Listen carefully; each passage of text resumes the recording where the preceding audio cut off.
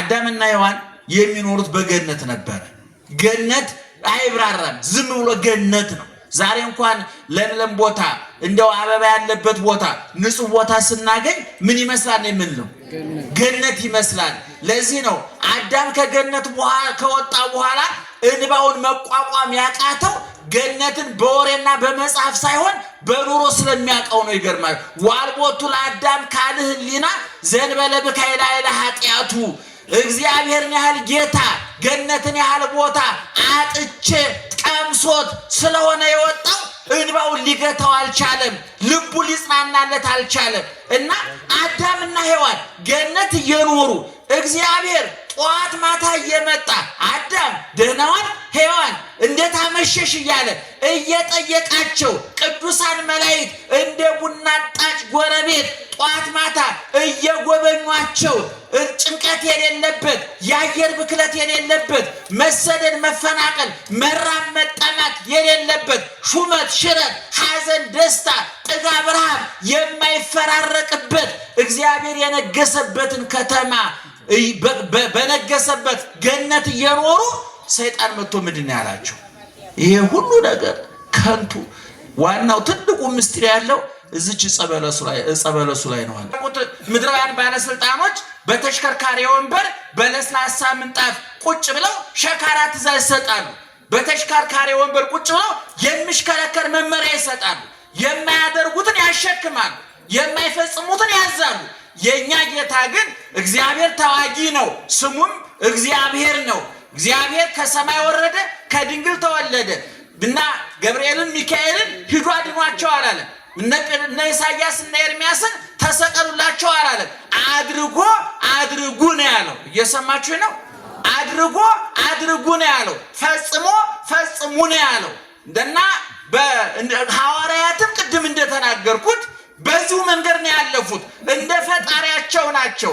ተመሰሉ ኪያየ በከመ አነ እትመሰሎ ለክርስቶስ። ሐዋርያው ቅዱስ ጳውሎስ በአንደኛ ቆሮንቶስ ምዕራፍ 11 ላይ እኔ በሉ እስኪ ጮክ ብላችሁ እስኪ አረ ጮክ ብላችሁ ክርስቶስን እንደመሰልኩ እናንተም እኔን ምሰሉ። እሱ ማንን ይመስላል? ማንን ይመስላል? እኛ ደግሞ ማንን እንድንመስል ታዘናል? ክርስቶስን። በምን አቅም ነው የምትመስለው? አልሰማችሁም? ክርስቲያኖች ገደል የሚገቡት በሌላቸው ነገር በጀት ይመድባሉ። በቃ በዚህ ወር መኪና ገዛለሁ። ሰውየው እኮ እንኳን መኪና ጫማ መግዣ እኮ የለው። ይሄ ሰውዬ በእርግጠኝነት በዚህ ወር በመኪና ሊገጭ ይችላል። እሱ በጀት አያስፈልገውም። ሰው በሌለው ነገር እቅድ አይወጣም። ሀገሮች እንኳን ለምሳሌ አሜሪካ የምትበጅተው በጀትና የኛ ሀገር የምትበጅተው በጀት አንድ ነው እንዴ? ምናልባት አሜሪካ ለአንድ ፕሮጀክት የመደበችው በጀት ለኛ መንግስት የዓመት በጀት ሊሆን ይችላል። አይ ማን ከማን ያንሳል ብሎ እንደ አሜሪካ በጅታለው ካለ ምን ሊፈጠር እንደሚችል እግዚአብሔርም እኛ መንግስትም ያውቃል። ስለዚህ ሁሉ ጊዜ እየሰማችሁ ነው። የጤነኝነት የሰላማዊ ኑሮ አንዱ መለኪያ በሌለ ነገር እቅድ አለማውጣት ነው። በሌላችሁ ነገር እቅድ አታውጡ። ስለሌላችሁ ነገር መረጃ አትሰብስቡ። እኔ ለምሳሌ አይነ ስውር ነኝ። ስዕል ለመሳል ምን ያስፈልጋል ብዬ ጠይቄ አላውቅም። ምን ያደርግልኝ? ለምን ነው የምጠይቀው? ምን ይሰራል? ስራለም ማንሰራው ነገር ምን ያደርግልኛል? ሹፌር ብሆን አንድ ቀን ብዬ ተመኝቼ አላውቅም። ለምን ደሞ ሆኖ አይነ ሳይኖር ደሞ ሆኖ በሌላችሁ ነገር እቅድ አይወጣም። እየሰማችሁ ነው? በደንብ ስሙኝ። በትዳር ውስጥ ያላችሁ ባልና ሚስቶች ማታ ቁጭ ብላችሁ ስትወያዩ በደሞዛችሁ ልክ ነው እቅድ የሚወጣው። ብዙ ሰው ከአቅሙ በላይ እያቀደ ነው፣ ከአቅሙ በታች እየኖረ ያለ። በስመ አብ ኧረ በስመ አብ በሉ። በስመ አብ ብለንም አልተቋቋምንም። በስመ አብ ወወልድ ወመንፈስ ቅዱስ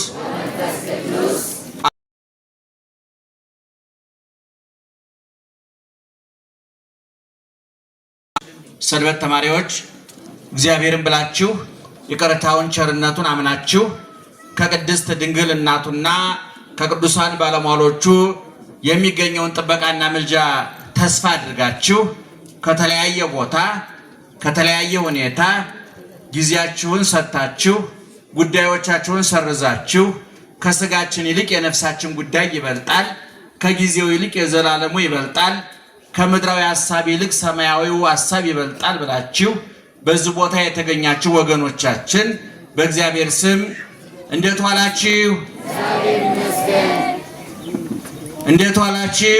እግዚአብሔር ይመስገን። እንዴት ከረማችሁ? እግዚአብሔር ይመስገን። በየጊዜው በየቦታው በየምክንያቱ መስማት በምንችለው ልክ የሚነግረን መኖር በምንችለው መጠን የሚያስተምረን የምስጢርና የጥበብ ባለቤት ራሱ ምስጢርና ጥበብ የሆነ አምላካችንም አባታችንም እግዚአብሔር አንተዬ ዝም በል እንጂ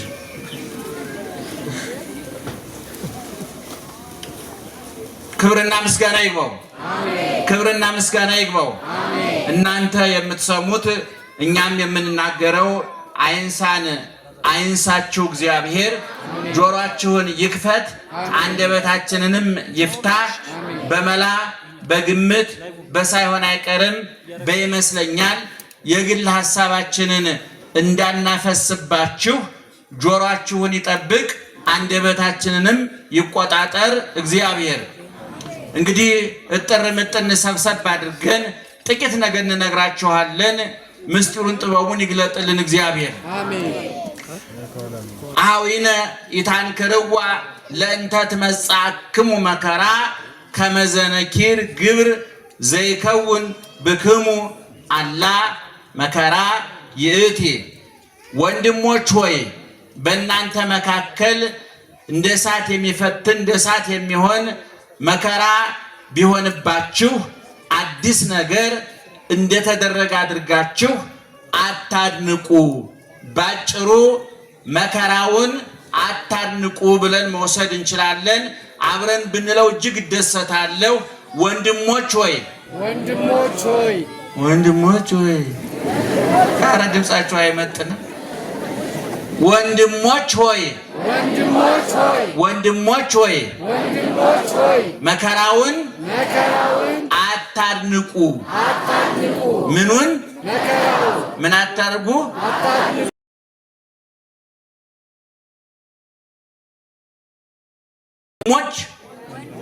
ወንድሞች አንዱ ቃል፣ ሁለተኛው አታድንቁ ነው። ሶስተኛው እንዳይደነቅ የተደረገው ምንድነው? መከራ ነው። ይህ ቃል ታላቁ ሐዋርያ ቅዱስ ጴጥሮስ የተናገረው ቃል ነው። በአንደኛ ጴጥሮስ ምዕራፍ 4 ከቁጥር 12 ጀምሮ ያለ ቃል ነው። ቤታችሁ ገብታችሁ ብታነቡ ሙሉ ሐሳቡን፣ ሙሉ ምስጢሩን፣ ሙሉ ኃይለ ቃሉን ታገኙታላችሁ። እኔ ከዛ ቆንጥሬ ነው ያመጣሁት። በድጋሚ እግዚአብሔር ይግለጥልን። እንግዲህ መጽሐፍ ቅዱስ ያጻፈው ቅዱስ እግዚአብሔር ነው። የጻፉት ቅዱሳን ሰዎች ናቸው። ስለዚህ ያጻፈው እግዚአብሔር ቅዱስ ስለሆነ የጻፉትም ሰዎች ቅዱሳን ስለሆኑ ቃሉ ደግሞ ምን ይባላል? ቅዱስ ይባላል። መጽሐፍ ቅዱስን ስናጠና አንድ የሃይማኖት መጽሐፍ ሲጠና መጽሐፉን የጻፈው ሰው ሕይወት አብሮ ይጠናል። ታላቁ ሊቅ ዮሐንስ አፈወርቅ ይደልዎ ለዘ ያነብብ ቅድመ ይስክር ስሞ ለበዓለ መጽሐፍ ወምዝ ያንብብ ወይምሃር መኑ ውእቱ ዘአስተናበራ። ታላቁ ሊቅ ዮሐንስ አፈወርቅ አንድ ሃይማኖታዊ መጽሐፍ የሚያነብ ሰው የመጽሐፉን ባለቤት ስም፣ ታሪክ ማጥናት አለበት፣ ሊያጠና ይገባዋል ይላል። የሮሜን መልእክት ስናጠና ጸሐፊው ቅዱስ ጳውሎስን እናጠናለን። የተክለ ሃይማኖትን ገድል ስናጠና ተክለ ሃይማኖት ራሳቸውን እናጠናለን። ምክንያቱም ቅዱሳን የሚጠና ሕይወት፣ የሚነበብ ሕይወት፣ የተወነረ ሕይወት አላቸው። ብዙ ጊዜ እንደተናገርነው እንደምንናገረውም ኦርቶዶክሳውያን የተዋህዶ ቅዱሳንና ጻድቃን ሰማዕታት ሊቃውንት ክርስትናን ሰሙት፣ አመኑት፣ ኖሩት፣ የኖሩትን ጻፉት። ያመኑትን አወቁት፣ ያወቁትን ኖሩት፣ የኖሩትን ጻፉት። ስለዚህ ክርስትና የነፍሳቸው ጭማቂ፣ የሕይወታቸው ፍልቃቂ፣ የታሪካቸው አንዱ አካል ነው። ልባቸው ያሰበውን አንደበታቸው ይናገረዋል። አንደበታቸው የተናገረውን ኑሯቸው ህይወታቸው ይኖረዋል። ምክንያቱም ኢየሱስ ክርስቶስ የቃልም የተግባርም መምህር ነው። ቅዱሳን ደግሞ የእሱ ተማሪዎች ናቸው። እንደምታውቁት ክርስትና ሲጠና በዋናነት የሚጠናው የክርስትና ውሃ ልክና መሰረት መደምደሚያና ጉልላት ኢየሱስ ክርስቶስ ነው። የኢየሱስ ክርስቶስ የህይወት ታሪክ እንደው በሰውኛው እንደው መቃብሩ ላይ አንድ የሞተ ሰው ታሪክ ሲቀበር የገሌ ህይወት ታሪክ ያቶ ገሌ የወይዘሮ ገሌ የዶክተር የፕሮፌሰር ወይም ያቡነ ገሌ ታሪክ ተብሎ እንደሚነበበው ቀራኒ ጎልጎታ መቃብር ላይ የኢየሱስ ክርስቶስ የህይወት ታሪኩ ይነበብ። ከየት ተነስቶ በየት አልፎ የት ደርሶ ዛሬ ሞተ የሚለው ይታይ ቢባል አጭር፣ ግልጽ፣ ቀላል ታሪክ ነው። ከሰማይ ወረደ፣ ከድንግል ተወለደ፣ በበረት ተጣለ፣ በጨርቅ ተጠቀለለ፣ በዮሴፍ ቤት ለእናቱ ለድንግል ማርያም ለአሳዳጊ አባቱ ለዮሴፍ እየታዘዘ ኖረ። በ30 ዓመቱ በዮርዳኖስ ወንዝ በዮሐንስ እጅ ተጠመቀ። በቆሮንቶስ ምድረ በዳ 40 ቀን 40 ሌሊት ጾመ። ከዛ ወጥቶ 3 ዓመት ከ3 ወር 3 አይነት ስራ ሰራ። አንደኛ ትምህርት አስተማረ፣ ሁለተኛ ድንቅ ተአምር አደረገ፣ ሶስተኛ በጎ ነገር ሰራ ተብሎ ሊተረክ ይችላል። በዚህ ውስጥ ኢየሱስ ክርስቶስ እኛ የምናከናውናቸውን ማህበራዊ ጉዳዮች አከናውኗል። እኛ የምናከናውናቸው ማህበራዊ ጉዳዮች 3 ናቸው። ሰርግ እንጠራለን፣ ለቅሶ እንደርሳለን፣ በሽተኛ እንጠይቃለን። ይሄን ያላደረገ ሰው የአእምሮ ጤንነት ማህበራዊ ህይወቱ ብቻ ሳይሆን የአእምሮ ጤንነቱም አደጋ ላይ ወድቋል ማለት ነው። አንዳንድ ሰዎች ሰርግ ማለድም ለቅሶ ማለድም የሚለው በራቸውን የሚዘጉ ሰዎች አሉ።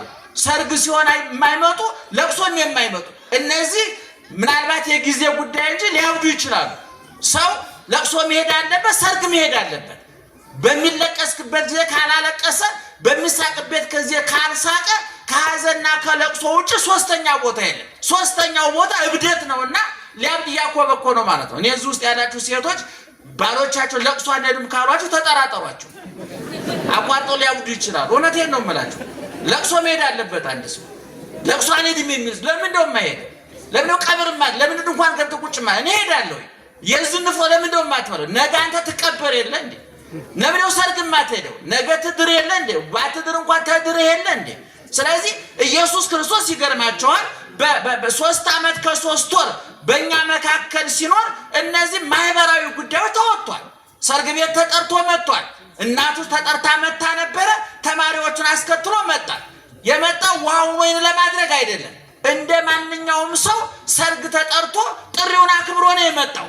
እግዚአብሔር ካልተጠራ ይመጣል፣ ከተጠራ አይቀርም። እግዚአብሔር ድንኳን ሰባሪ አይደለም፣ ሳይጠራ ይመጣል። ከተጠራ ግን ቦታ ይመርጥ። ሁልጊዜ እንደምለው ሰዎች ምድራውያኑ ባለስልጣኖች ሲጠሩ 3 ጥያቄ ያቀርባሉ። አንደኛ የምንጎበኘው ቦታ ለክብራችን ይመጥናል ወይ? ሁለተኛ ለደህንነታችን አስተማማኝ ነው ወይ? ሶስተኛ በጉብኝታችን ምን ውጤት እናመጣለን? ትርፉ ምንድነው ብለው ይጠይቃሉ። እውነት ነው፣ መጠየቅ አለባቸው። ኢየሱስ ክርስቶስ ሲጠራ ለክብሬ ይመጥናል ወይ ብሎ አይጠይቅም። ከበረት የበለጠ ቆሻሻ ለክብር የማይመጥን ቦታ የለም። እዛ ቦታ ተወልዷል እግዚአብሔር።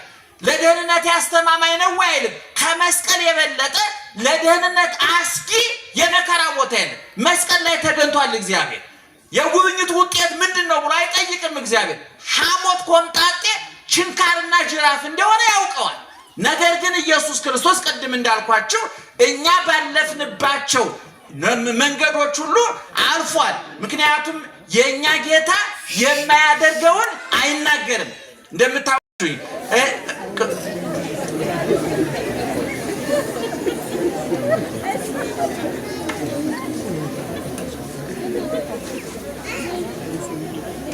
ይቅርታ፣ የመረጃ ክፍተት እንዳይፈጠር ነጠላ ላይ የሆነ ነገር ለጥፎ እያስለቀኩኝ ነው። ዓለም ላይ ትልቁ ጦርነት የመረጃ ክፍተት ነው ይባላል እና ምንም እየተከናወነ አይደለም ማለት ነው። የማታዩ ሰዎች ደህና ዋላችሁ፣ ነቅታችሁ ስሙን። እኔ ማንን እመስላለሁ አለ ቅዱስ ጳውሎስ። እሺ እናንተ ደግሞ ማንን ምሰሉ አለ? ማንን? ቅዱስ ጳውሎስን። አሁን ይሄን እኔም ሰባኪ ነኝ ለስሙ አይደለም። እኔን ምሰሉ ብዬ አልናገርም። ስከሩ ቢሆንስ፣ ተደባደቡ ቢሆንስ፣ አመንዝሩ ቢሆንስ፣ ዋሹ ቅጠፉ ቢሆንስ፣ ቅዱሳን አባቶቻችን ግን የደረሱበትን ደረጃ ስለሚያውቁት አፋቸውን ሞልተው ማንን ምሰሉ ይላሉ? እኔን ምሰሉ ይላሉ። እና ቅድም እንደተናገርኩት ኢየሱስ ክርስቶስ ከተወለደበት እስከሚያርግበት ጊዜ ድረስ ያለው የህይወት ታሪኩ እዚህ ቦታ በላ፣ ጠጣ፣ ተደሰተ፣ ተዝናና ተብሎ አልተጻፈለትም። ምናልባት ለባህሪው አይስማማውም ብቻ ብለን የምናልፈው አይደለም። ነገር ግን የትም ቦታ እንዲያውም ታላቁ ሊቅ ዮሐንስ አፈወርቅ መነኮሳት አባቶቻችን ሲያስተምሩናል ኦ መነኮስ ባይቴ ሰማይከ ከመሳሐቀ ክርስቶስ፣ አንተ መነኮስ ክርስቶስ በቀራንዮ ላይ ራሱ ላይ የደፋውን የሾህ አክሊል ምሳሌ የሆነውን ቆብ የደፋ የለበሰውን ቀሚስ የለበስ የተገረፈውን ግርፋት የምታስታውሰን አንተ መነኩሴ መነኮስ አሰምተህ የምትስቀው ክርስቶስ ሳቀ ተብሎ ተጽፏል ይላል። ኢየሱስ ክርስቶስ ተደሰተ ተብሎ ተጽፏል። እኛ በሚገባን ቋንቋ እኛ በምንረዳው ቋንቋ አለቀሰ ተብሎ ግን በስፋት 3 ጊዜ ተጽፏል። ኢየሱስ ክርስቶስ 3 አራት ወር በማርያም ከጀርባ ነው እናንተን አይደለም። ደህና ዋላችሁ። እግዚአብሔር ይመስገን። እነ ኢዮቤ ሲያስተምሩ ቢወራም ችግር እነ ኢዮቤ ትዕግስተኛ ናቸው፣ ታውቋቸዋላችሁ። እኔ ግን ትዕግስት የሚባል አልፈጠረብን እና ትዕግስት በሩ ሰዎች ነው ማቀው። ትዕግስት የለኝም። በጣም ብዙ ችግር አለ እና ባይወራ በጣም ነው ደስ የሚለው። የአይነ ስውራን ደግሞ ይገርማቸዋል። ጆሮአችን ከዲሽ ጣራችሁ ከሰቀላችሁ ዲሽ የኛ ጆሮ ይበልጣል። ከርቀት ነው የሚስበው። ምክንያቱም አይናችን አልወሰድም። እዚህ ላይ ነው ደብል አድርጎ የሰጠና እናንተ የማሰሙት ሁሉ እኛ እንሰማዋለን። ይገርማቸዋል። ደህና ዋላችሁ። እና ልነግራችሁ የፈለኩት ምንድን ነው? ክርስትና በመከራ ውስጥ ያለፈ ሃይማኖት ነው። ክርስትና እንደምታውቁት ክርስቶስ ከሚለው ውድ ስም የተፈለቀቀ ነው። የወርቅ ፍልቃቄ ምንድን ነው? ወርቅ ነው አይደለም? ክርስትና የተፈለቀቀው ክርስቶስ ከተባለው ወርቅ ስም ነው። እና ክርስትና ከክርስቶስ ከተወሰደ ክርስቶስ ክርስትናውን እንዴት አድርጎ እንደመሰረተው ማየት ያስፈልጋል። ቅድም እንደተናገርኩት በበረት ተወለደ፣ በጨርቅ ተጠቀለለ፣ ተሰደደ፣ ተራበ፣ ተጠማ፣ ተሰደበ፣ ተሰቀለ፣ ተቸነከረ፣ ተገረፈ፣ በጥፊ ተመታ፣ ምራቅ ተተፋበት፣ ሐሞት ኮምጣጤ ጠጣ፣ የሾህ አክሊል ተደፋበት፣ ተጠማሁ እያለ ሞተ፣ ተገነዘ፣ ተቀበረ፣ ተነሳ፣ አረገ። ዳግመኛ መልሶ ምን ይሆናል? ይመጣል። አሁን በዚህ ታሪክ ውስጥ ነው። በዚህ ታሪክ ውስጥ ብርን፣ ወርቅን፣ መብልን፣ መጠጥን፣ ሹመትን፣ ቅንጦትን፣ ተድላን፣ ደስታን የሚመለከት ነገር ጠቅሰናል። በዚህ ውስጥ አልጠቀስም። ስለዚህ ቅዱስ ጴጥሮስ እየነገረን ያለው ምንድን ነው? አኀዊነ ኢታንክርዋ ለእንተ ትመጽአክሙ መከራ ከመዘነኪር ግብር ዘይከውን ብክሙ። ወንድሞች ወይ መከራ ሲደርስባችሁ አታርንቁ፣ አታርንቁ።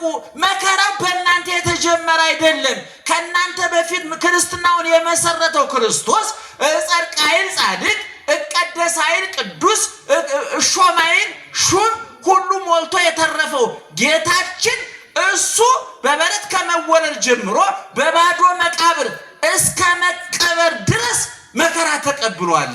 ስለዚህ እናንተ የሚደርስባችሁን መከራ አታርንቁት፣ ከመከራው ይልቅ ውጤቱን አድንቁ አለ። ደህና ዋላችሁ። እመቤታችን ታውቃላችሁ ጸሎት አላት በሉቃስ ወንጌል ውስጥ።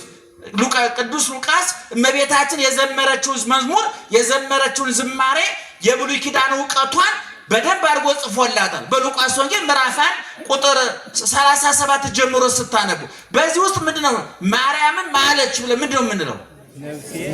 ነፍሴ እግዚአብሔርን ምን ታደርገዋለች? ታከብረዋለች። ቀጥሎስ መንፈሴም በአምላኬና በመድኃኒቴ ምን ታደርጋለች? ሐሴት ታደርጋለች። ተፈስሐ ደስ ተሰኘ፣ ተሐሴ ደስ ተሰኘ። በግዕዝ ሐሴት ማለት ይሄ በልቶ ጠጥቶ ለብሶ ተሹሞ ተሽሮ ተኝቶ ተነስቶ የሚገኘው ደስታ አይደለም። የኛ ደስታ ታውቁታላችሁ። ቀን ምሳ በልተን ደስ ይለናል። ከአንድ ከሁለት ሰዓት በኋላ ወዳችን ባዶ ቀርቶ ሀዘን ያመጣል። የዛ ዓለም መጠጡ፣ ምግቡ፣ ሹመቱ፣ ሽልማቱ ሁሉም ነገር ያልፋል። አይተነዋል። እውነቱን ለመናገር ዛሬ እንዝናና ብላችሁ ወደ አንድ ቦታ ብትሄዱ ያንን ቦታ እስከምታዩ ድረስ ትቸኩላላችሁ። ካያችሁት በኋላ ግን ትሰለቹታላችሁ። ምክንያቱም መዝናናት ማለት አዲስ ነገር ማድረግ ማለት ሳይሆን አንድን ነገር መቀየር ማለት ነው። ለምሳሌ አንድ አውሮፕላን አብራሪ ፓይለት ለመዝናናት ምንድነው የሚያደርገው? ወይ ባጃጅ ነበር ወይ ጋሪ ነበር። ለምን ታምር እኮ የለው። ዘወትር ዝታች ያለው ትልቅ ሆቴል አለ አይደል? እዛ ውስጥ የሚሰራ ሰራተኛ ለመዝናናት እኮ እዛ ይመጣል። ሌላ ቦታ ነው የሚሄደው። ሁልጊዜ መዝናናት እኛ ማድነቅ ስለምንወድ መጨነቅ ስለምንወድ እንጂ አዲስ ነገር የለው። ስለዚህ ኢየሱስ ክርስቶስ የነገረን ምንድን ነው? እናንተ ለመከራ የተዘጋጃችሁ ሁኑ። ሐዋርያትንም ሲልካቸው በማቴዎስ ወንጌል ምዕራፍ 10 ሙሉ ታሪክ ውስጥ ተመለከቱ። ወጸውዖሙ ለአሰርቶ ክልኤቱ ሐዋርያት ይልና 12ቱን ሐዋርያት ጠራቸው ይላል። ጠርቶ ወሃቦሙ መንፈሰ ስልጣን ሰጣቸው። ዲበ መናፍስት ርኩሳን አጋንንት ርኩሳን መናፍስትን ያስወጡ ዘንድ ሙት አስነሱ፣ ድውይ ፈውሱ፣ ለምጽ አንጹ፣ ዓይን አብሩ ብሎ ሹመት ሰጣቸውና ቁጥር 16 ላይ መብታቸውን ዘርዝሮ ከጨረሰ በኋላ የማቴዎስ ወንጌል ምዕራፍ 10 ቁጥር ከ1 እስከ 16 እያልኳችሁ ነው። ታሪካቸው መብታቸውን ስልጣናቸውን ማድረግ የሚችሉትን ነገር ሁሉ ነገራቸውና ቁጥር 16 ላይ ምን አለ? ወናሁ እፌነወክሙ ከመ አባግዕ ማእከለ ተኩላት፣ በበጎች መካከል እንደ ተኩላ በበጎች መካከል እልካችኋለሁ። ተኩላ አለ፣ እናንተ በጎች ናችሁ ብሎ ነገራቸው ኢየሱስ ክርስቶስ። ይሄ ራሱ ያሳለፈው ህይወት ነው። ቅድም እንደተናገርኩት በበረት ተወለደ፣ በጨርቅ ተጠቀለለ፣ ራበው፣ ጠማው፣ ተሰደደ፣ መከራ ተቀበለ። ለሐዋርያት ያዘዛቸው በእሱ ያልሆነውን ነገር አይደለም፣ እሱ ያለፈበትን ነው። እና ቅዱስ ጴጥሮስም ለምእመናኑ ለክርስቲያኖቹ የሚነግራቸው ወንድሞች ሆይ ፈተና ይመጣል፣ እንደ እሳት ወርቅ በእሳት እንዲፈተን እንዲነጥር እናንተንም የሚያነጥራችሁ የሚያጠራችሁ የሚያሳምራችሁ ከክርስቶስ ከሐዋርያት ጋር አንድ የሚያደርጋችሁ ለሰማያዊ ሹመትና መንግስት የሚያዘጋጃችሁ መከራ በመካከላችሁ ይሆናል። ነገር ግን መከራውን በማድነቅ በመሰቀቅ አትሽሹ፣ መከራውን ተጋፈጡት ነው ያለው። እንግዲህ ዛሬ ታውቃላችሁ ብዙ ክርስቲያን የሚያየው ጎረቤቱን የሚያየው ጓደኛውን የሚያየው የተገነቡትን ፎቆች የሚያየው የእሱ ጎረቤት የሚነዳውን መኪና የለበሰውን ሱፍ የሚዝናናበትን ቦታ ስለዛ ነው መረጃ የሚሰበሰበው። አሁን እዚህ ውስጥ ያለን ክርስቲያኖች እንደው በጣም ይቅርታ ይደረግልኝና ስለ አሜሪካ ካለን መረጃና ስለ መንግስተ ሰማያት ካለን መረጃ የትኛው ይበልጣል? እስኪ ንገሩን ለማናል።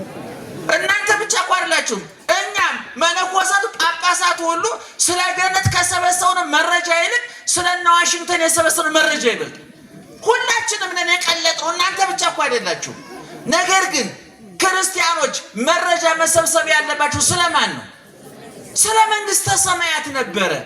መንግስተ ሰማያት ምን አይነት እንደሆነች እኮ በዮሐንስ ራእይ ምዕራፍ 21 ሙሉ ታሪኳ ተጽፏል። የከተማ ውበት ዛሬ ወግል ብታደርጉ አንድ ዩቲዩብ ውስጥ ብትገቡ ስለ አሜሪካ ከተሞች፣ ስለ አውሮፓ ከተሞች፣ ስለ ጥራታቸው፣ ስለ ውበታቸው፣ ስለ መዝናኛቸው፣ ስለ ተሟላላቸው የኑሮ መለኪያ መመዘኛ ብዙ መረጃ ይሰጣል። ስለ ቻይና ከተሞች ብዙ መረጃ ይሰጣል።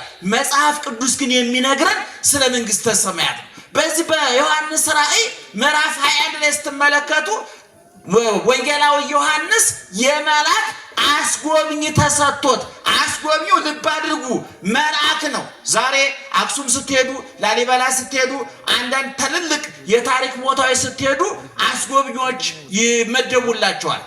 አንዳንዱ አስጎብኝ ከእናንተ የተሻለ መረጃ የሌለው ትዝ ያለውን የሚያወራል። አንዳንድ ጊዜ ትዝ ምንም ያላነበበ ስለሚያስጎበኘው ምንም መረጃ የሌለው አይን ስላለው ብቻ። አንዳንድ ጊዜ በቴሌ ኳስ ስትከታተሉ እነዚህ በሬዲዮ ኳስ የሚያስተላልፉ ሰዎች አሉ። አንዳንዶቹ አይን ስላላቸው ብቻ ነው ኳስ የሚያስተላልፉት። ምንም እውቀት ያላቸው ያስታውቃሉ። መቼም እገሌ ኳስ ይዞ ወደዛ እየሄደ ብሎ ለመናገር አይን እንጂ እውቀት አይጠይቅም አይደል? እና አሁን አያችሁ ዮሐንስን እያስጎበኘው ያለው አስጎብኝ ተብሎ እግዚአብሔር የመደበለት ለዮሐንስ ምንድነው መልአክ ነው የመደበለት። እና ዮሐንስ መንግስተ ሰማያትን እየዞራየ ጣዕመ መንግስተ ሰማያትን ተድላ መንግስተ ሰማያትን የመንግስተ ሰማያትን ጣዕሟን ደስታዋን እየዞረ ጎበኘ። ወዳው ከዛ አውጥቶ ደግሞ ገሃነመ እሳትን እያዞረ አስጎበኘው መልአኩ። ከዛ በኋላ ዮሐንስ ወደ መሬት ተመልሶ ወደኛ ተመልሶ ስለ መንግስተ ሰማያት ውበት መረጃ አስቀመጠልን። ይህች ምን አይነት ቤት ናት? 12 በር አላት ይላል። ስንት በር አላት? ጮክ ብላችሁ ንገሩኝ። 12 በር አላት። በሩ 12 መሆኑ ብቻ አይግረማችሁ። 12 ሁሉ በር ከምን የተሰራ መሰላችሁ? ከአልማዝ ከዕንቁ የተሰራ። ዛሬ አልማዝና ዕንቁ እዚህ ውስጥ እርግጠኛ ነኝ ያለው ሰው የለም። እውነቱን ለመናገር እንደ ትልልቆቹ ሰዎችም እንደው አርቲፊሻሉን ያገኙት መደበኛው አልማዝ መደበኛው ዕንቁ እንዲህ በቀላሉ አይገኝም። መንግስተ ሰማያት ግን በሮቿ የተሰሩት ከምንድነው ይላል? ከዕንቁ ከአልማዝ የተሰራ። እንደገና የከተማይቱ ይሄ ወለሉ ማን አስፋልቱ ዙሪያውን አደባባዩ የምታዩት ከንጹህ ወርቅ የአስፋልቱ የምትረግጡት እኮ ነው ምእመናን። አስፋልት መኪና የሚነዳበት ማለት እኮ ነው። ንጹህ ወርቅ ነው ያ የመንግስተ ሰማያት ወለሏ አስፋልቷ አደባባይዋ ከንጹህ ወርቅ የተሰራ ነው። ሶስተኛ መንግስተ ሰማያት እያርብ ፀሐይኪ ወይጸልም ወርኪ ብሎ በኢሳይያስ እንደተናገረ ፀሐይ ጨረቃ የሌሉባት ክረምት በጋ የማይፈራረቅባት ቀን ሌሊት የሌለባት ወይትፈቅድ ፀሐየ ወወርሃ ከመ ያብርሁ ላቲ ፀሐይና ጨረቃ ያበሩላት ዘንድ የማትሻ። እንዴት ደስ ይላል ምእመናን። ዛሬ የኤሌክትሪክ ዋጋ ምን ያህል እንደሆነ ታውቃላችሁ? ለዛውም ሲመጣ እኮ ነው አይደል? ለዛውም ከመጣም ቢመጣም ችግር ነው ዋጋው ብዙ ስለሆነ፣ ቢቀርም መከራው ጨለማ ስለሆነ ሁለቱም አደጋ ነው። ውሃውን ታውቃላችሁ? ቢመጣ የደፈረሰ ውሃ ነው፣ ቢቀርም እንደው ቧንቧው ራሱ ውሃ ጠምቶ ደርቋል። ይገርማችኋል። ታውቁታላችሁ በየቤቱ እንደው ኢትዮጵያውያን እንደው በሳይንስ መመዘኛ እኔ አንዳንድ ጊዜ ሳይንስ ስላመጋገብ የጻፈውን ስናነብ እንደው በእውነት የኢትዮጵያ ሕዝብ ቫይታሚን እግዚአብሔር ራሱ በእንቅልፉ ልቡ እያዋጠው የሚኖር እንጂ እንዳመጋገባችሁ የለንም። እኔ ሳይንሱ መረጃ በነገራችን ላይ ምእመናን ስለማታገኙት ምግብ መረጃ ሰብስቡ። የልደት ዋዜማ ይሄ ነው። ስጋ ፕሮቲን አለው ብለን መሰብሰብ ያለብን እኪስ የስጋ መግዣ መኖኑን አረጋግጠን። አዛኝን ማርያም ነው የምላችሁ። ወተት መግዛት ካልቻል ወተት ካልሽየም ነው ምን አገባ ቢኖር ባይኖር የማታገኘው የልደት ዋዜማ ማለት የማያገኙትን ነገር መመኘት ነው። እየሰማችሁ ነው? እኔ አንድ ሰው ጤነኛ ሆኖ መኖር ከፈለገ 3 ነገር ማድረግ አለበት። አንደኛ በሌለው ነገር እቅድ አለማውጣት። ብዙ ሰው እና አንዱ ከአቅም በላይ እቅድ አለማውጣት። ሁለተኛስ በማትለውጡት ነገር ጊዜ ማጥፋት። ብዙዎቻችን በማንለውጠው ነገር ጊዜ ማጥፋት እንወዳለን። በቃ አንድ ችግር ከደረሰባችሁ ያ ችግር ከናንተ በፊትም ነበረ፣ በእናንተ ጊዜም አለ፣ ከናንተ በኋላም አለ። ለምሳሌ አግብታችሁ ልጅ እምቢ ቢላችሁ የታምር ነገር ነው፣ አዲስ ነገር ነው። እናንተ የመጀመሪያ ናችሁ፣ እናንተ የመጨረሻ ናችሁ። ለዛ ውስጥ ላይ መንግስት ልጅ መውለድ የመንግስተ ሰማያት የይለፍ ወረቀት ነው እንዴ? ባይወለድስ? ድንግል ማርያም አንድ ወልዳ እኮ ሔዋን 60 ነው የወለደችው። 60 ሁሉ የት እንደገቡ እሷና አዳም ናቸው የሚያውቁ። ምንም መረጃ የለንም። ባክነው ነው የቀሩት። ድንግል ማርያም አንድ ወልዳ እነ ኤልሳቤጥ ዮሐንስ አንድ ወልደው ኧረ ሳይወልዱም ተባርከዋል። መውለድ እኮ ይሄ ከመላእክት ጋር የምንመሳሰልበት እኮ አይደል፣ ከእንስሳት ጋር የምንመሳሰል። አንተ 4 ልጅ ካለ የሆነች ላም እኮ 4 ጥጃ አለ። ምንም አንተ የሆነች በቃ 4 ልጅ ወልዳል። ምንም ተአምር የለው። አንተ ጻድቅ ስለሆንክ አይደለም የወለድከው፣ ቅዱስ ስለሆንክ አይደለም የወለድከው። የሰው ዘር መቀጠል ስላለበት እግዚአብሔር ስለፈቀደ ነው። ስለዚህ እኔ አግብታችሁ ልጅ እምቢ ቢላችሁ ልጅ እምቢ ካለ አማራጭ የለም ወይ? እየሰማችሁ ነው? አማራጭ የለም አለ አማራጭ። ስለዚህ እንደው ልጅ ቢኖረኝ አንድ እህት አሁን በህይወት የለችም፣ ነፍሷን ይማር ከአብርሃም ከይስሐቅ ጋር ያሳርፍልን። እንዲሁ ልጅ አልነበራትም እና መኪና ውስጥ አለች። አንዳንድ ጊዜ መኪና እየነዳው እንዲህ ከኋላ ዞር በይና መኪናሽ እኮ ካርሴት የለውም፣ የህፃናት ከኋላ የሚታሰሩበት ወንበር አለ አይደል? መኪና አንድ ቀን የህፃናት ወንበር ሳይታሰርበት እያለ ያሳስበኛል አለ። ሰይጣን መረጃ የሚሰጣችሁ ሊያሳብዳችሁ ሲፈልግ፣ እየሰማችሁ ነው? ሰይጣን መረጃ ስለ አንድ ጉዳይ ሰይጣን ከጠየቃችሁ ሊሞላላችሁ ሳይሆን ይሄ ነገር ከሌለ ለምን ታንቃት ሞትም። እና አንድ ጊዜ አስታውሳለሁ አንድ እህት እኔን ማረጋጋቷ ነውና ወይ እንደው አይኔ ቢጠፋ በህይወት መቀጠል አይመስለኝም። አሁን ለአንድ አይነ ስውር እንደዚህ ይባላል። ይሄኮ ታንቀሙት እኮ አንዳንድ ጊዜ የኛ ሰው የምናጽናናበት ምክንያት አናውቀውም እኮ። ይገርማችሁ እንዴ አይነ ባይኖረኝ እኮ እንዴት ኖራለሁ አይባልም። ባታይም ችግር የለም ነው የሚባለው ለማጽናናት አይደል? አንዳንድ ጊዜ በማትለውጡት ነገር ጊዜያችሁን አታጥፉ። ደህና አደራችሁ፣ ደህና ዋላችሁ። እየሰማችሁ ነው? ክርስቲያን ጥሩ ክርስቲያን የሚባለው አንድ በሌለው ነገር እቅድ የማያወጣ፣ ሁለት በማይለውጠው ነገር ገንዘቡና ጊዜውን የማያጠፋ። ትልቁ ችግር በማትለውጡት ነገር ጊዜያችሁና ገንዘባችሁን ታጠፉና የምትለውጡት ነገር ያመልጣችኋል። እየሰማችሁ ነው? ለምሳሌ አንድ ሰው ልጅ እምቢ ቢለው አማራጩ ምንድነው? ሌላ ልጅ ማሳደግ ይቻላል፣ ሌላ በጎ ስራ መስራት ይቻላል። ሰይጣን ግን ሌላ ስራ እንዳይሰራ ምን ያደርገዋል? እዚህ ላይ ተቸክሎ እንዲቀር ያደርገዋል። ይህን እያኘከ ያላመጠ ተስፋ እንዲቆርጥ ያደርገዋል። ቅዱሳን አባቶቻችን ይህን አላደረጉ። ይጸልያሉ እንጂ አይሰለቹም እና በማይለውጡት ነገር ጊዜ አለማጠፍ። ሶስተኛው ካላችሁ ነገር ይልቅ የሌላችሁ ነገር እንደሚበልጥ አድርጎ ያሳያችኋል ሰይጣን። እየሰማችሁ ነው? ያላችሁን ነገር ያስረሳና የሌላችሁ ነገር ያስታውሳችኋል። ይሄ በጣም ትልቁ ማስረጃ አዳምና ሔዋን ናቸው። ያጸበለስ እኮ ምእመናን ብትበሉት አያወፍር፣ ሌላ ምንም አያመጣ። ሰይጣን ግን በበለሷ ተንጠልጥሎ እነሱን ከዛ እንደሚያስወጣቸው ያውቀዋል። በኋላ ሰይጣን ከዛ በፊት ያንን በለስ እኮ ሔዋን አይተዋለች፣ አዳም አይቶታል።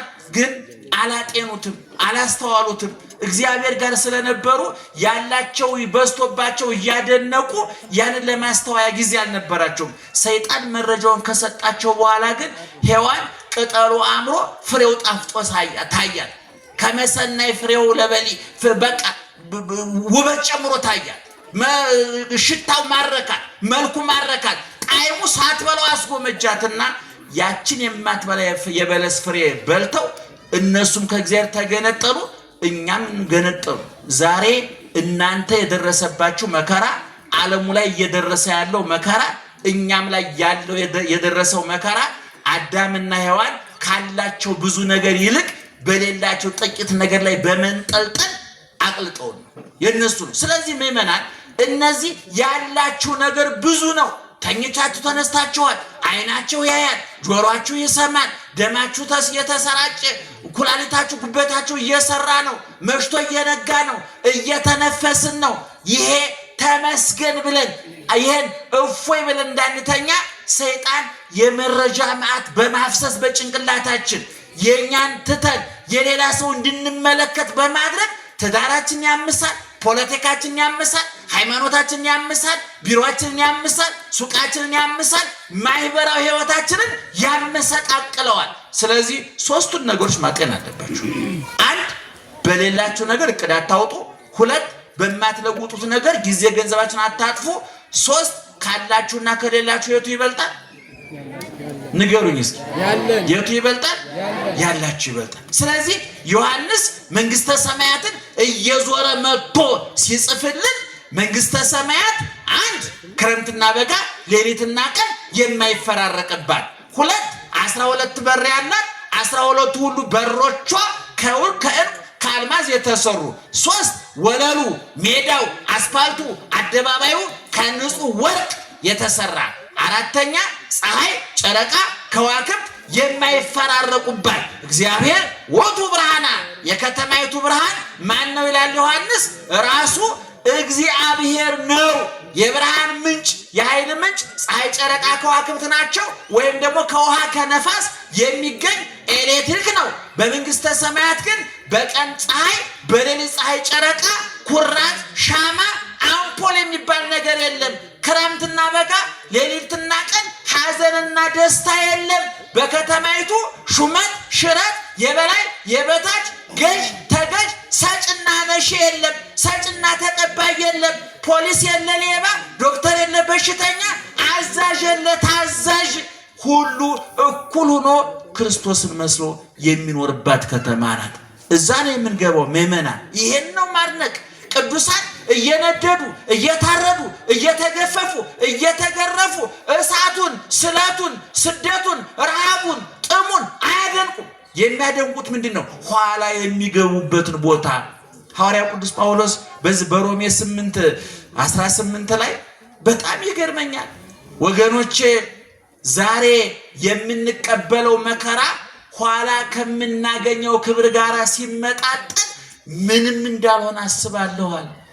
ለዛውም እኮ እኛ መከራ እኮ አልተቀበልንም። ታውቁታላችሁ አይደለም? የኛ መከራ ከኛ ውስጥ የሚመጣ ነው። ከፍላጎታችን ከምኞታችን የሚመጣ ነው። ካለ መደማመጥ የሚመጣ ነው። ካለ መግባባት የሚመጣ ነው። እነ ቅዱስ ጳውሎስ በሁለተኛ ቆሮንቶስ ምዕራፍ 11 ላይ እኮ የደረሰበትን መከራ እኮ ተናግሮታል እኮ። ይገርማቸዋል። በቀን በሌሊት በበጋ በክረምት በባይስ በባህር በየብስ ባመነው በካደው በዘመዱ በባይዱ እንከራተታለሁ። በባህር ላይ መርከቤ ማይበል ሞገድ እየናጣት ካሁን ሰጠምን እያል ከመከራ ተርፈናል። አይሁድ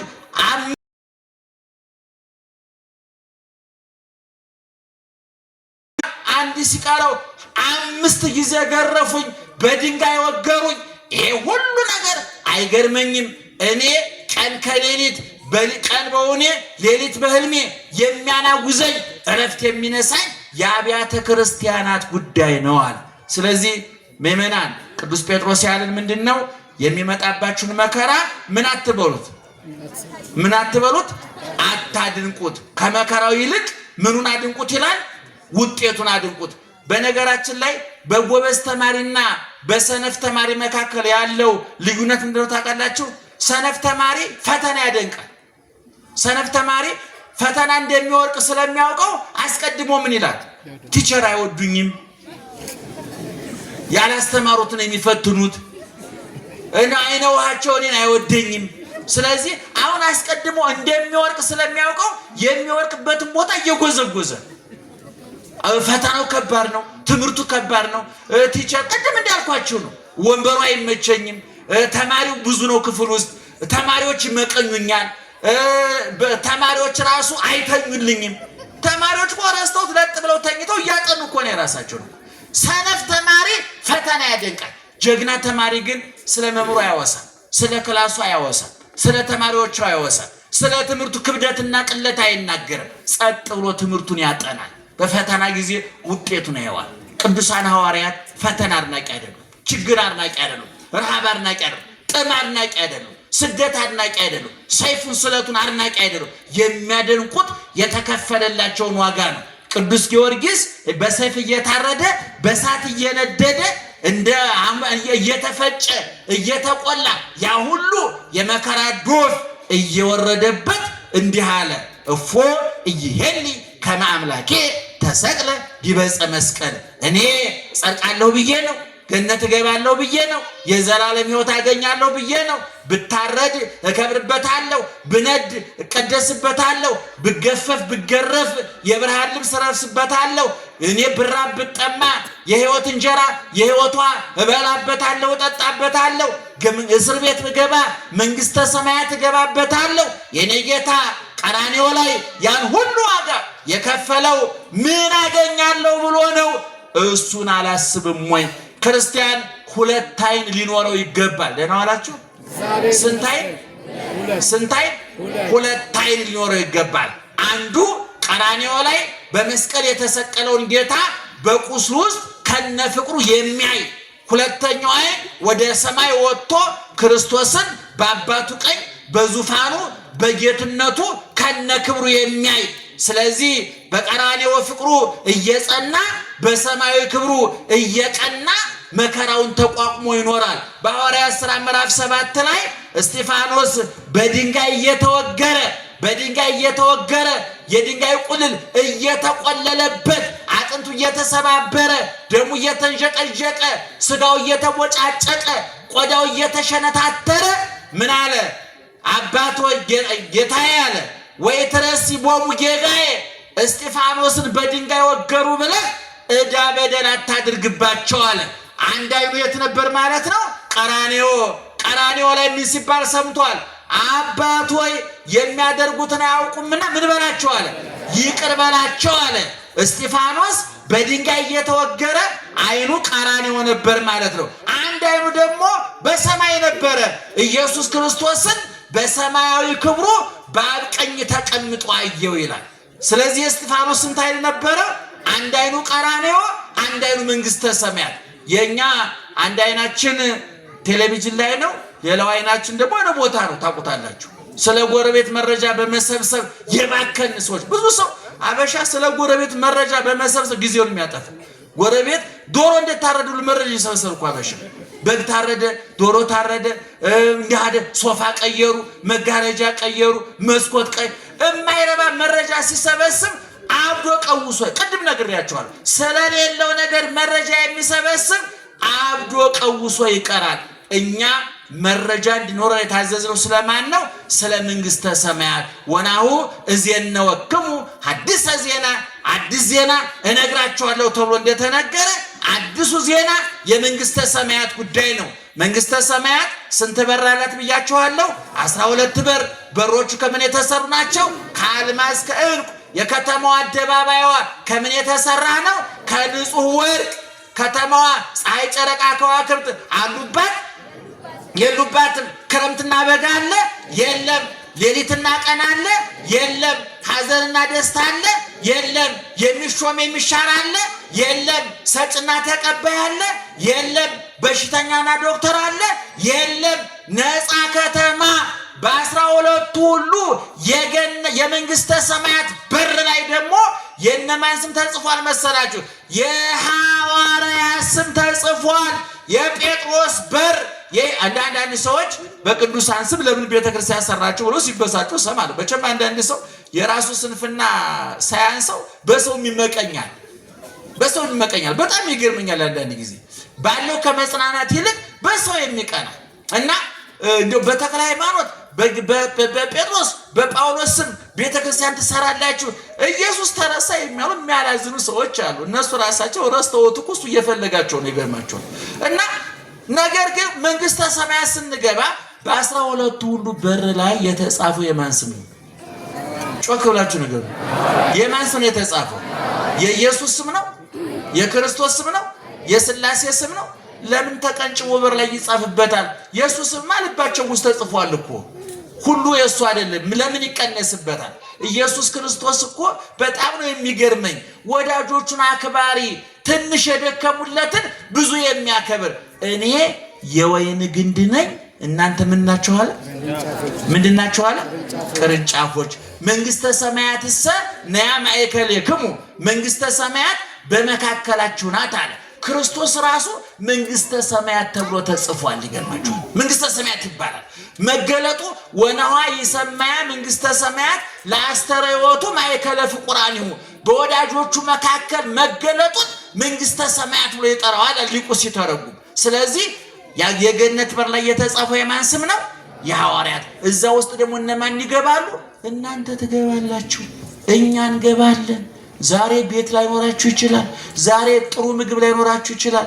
ዛሬ ንጹህ ልብስ ላይኖራችሁ ይችላል። ዛሬ ምኝታችሁ ሸካራ ጎርባጣ ሊሆን ይችላል። ዛሬ ምሳ በልታችሁ ለራታችሁ እርግጠኛ ላትሆኑ ትችላላችሁ። ዛሬ ገንዘብ፣ ዘመድ፣ ጤና ፊቱን አዞሩባችሁ ሊሆን ይችላል። ኋላ ግን በእግዚአብሔር መንግስት እዛ የምንሾመው የምንነግሰው የንጉሱ አልጋ ወራሾች እኛ ነን። እኛ የማን ልጆች ነን? የክርስቶስ መንግስት የሚወርሱ እነማን ናቸው? እኛ። እዛ እንገባለን። ስለዚህ ወገኖቼ በማማረር በማጉረምረም ጊዜያችሁን አታባክኑ። ችግራችሁን በመቁጠር ጊዜያችሁን አታባክኑ። በሽታችሁን በመቁጠር ጊዜያችሁን አታባክኑ። ያቆሰሏችሁን በመቁጠር ጊዜያችሁን አታባክኑ። የቆሰለላችሁን አስቡት። ደህና ደሩ።